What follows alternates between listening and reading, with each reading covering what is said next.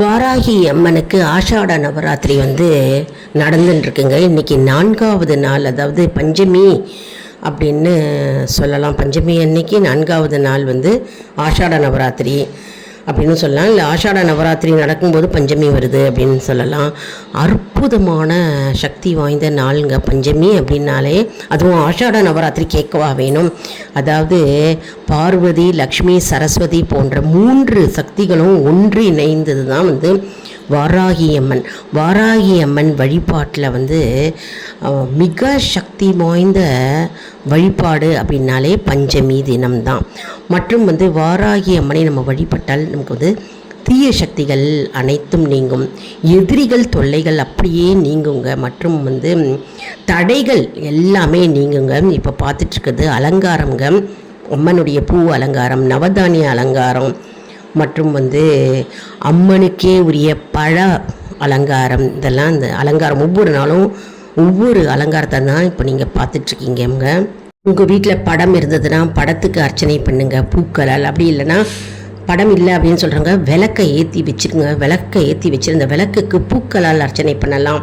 மற்றும் மஞ்சள் கிழங்கு, விரலி மஞ்சள்னால் அம்மனுக்கு மிகவும் பிடித்தமான ஒன்று. மஞ்சள், விரலிய மஞ்சளை கொண்டு நம்ம அர்ச்சனை பண்ணலாம். மற்றும் மாதுளை பழத்தை கொண்டு அர்ச்சனை பண்ணலாம்.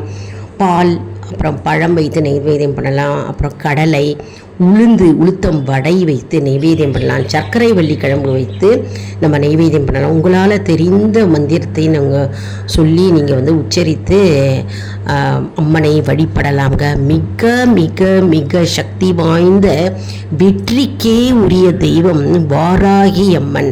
வாராகி அம்மன் வழிபாடு அப்படின்னாலே அவ்வளவு சக்தி பெற்றதுங்க. வாழ்க்கையில் எல்லா வளமும் நலமும் நமக்கு சேரும்.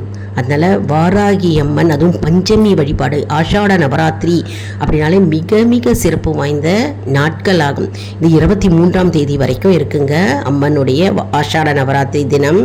அதாவது எதிரிகளுடைய சதி திட்டம் மற்றும் நம் மீது உள்ள பொறாமை, போட்டி மற்றும் கண் திருஷ்டிகள் மற்றும் தோஷங்கள் எல்லாம் அடியோடு வேரோடு விரட்டி அழிப்பாள் இந்த வாராகி அம்மன் தாய். அதனால் வாராகி அம்மனை நம்ம பக்கத்தில் கோவில் இருந்ததுன்னா கோவிலில் போய் நம்ம தரிசனம் செய்யலாம். அப்படிலாம் வீட்டிலே மனதார நீங்கள் ஒரு அகல் விளக்கில் எண்ணெயோ நெய்யோ நல்லெண்ணெயோ ஏற்றி அம்மனை நீங்கள் பாவித்தாலே போகிறோம். அந்த விளக்கில் அமருவாள் அம்பாள்.